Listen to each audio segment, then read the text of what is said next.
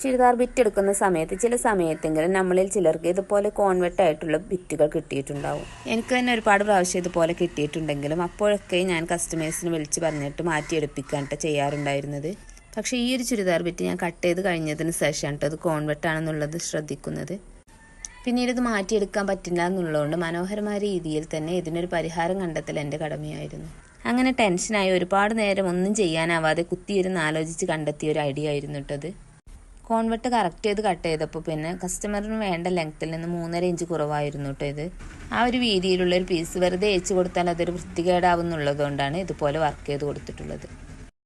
ഈ ഒരു വർക്ക് ചെയ്യുന്നതിൻ്റെ വീഡിയോ ഞാൻ അപ്ലോഡ് ചെയ്തിട്ടുണ്ട്. ആവശ്യമുള്ളവർ അതൊന്ന് കണ്ടിട്ട് ചെയ്ത് നോക്കണം കേട്ടോ. പ്ലെയിൻ ആയിട്ടുണ്ടായിരുന്ന ഇതിൻ്റെ സ്ലീവിലും ഒരു വർക്ക് ചെയ്ത് കൊടുത്തിട്ടുണ്ട്.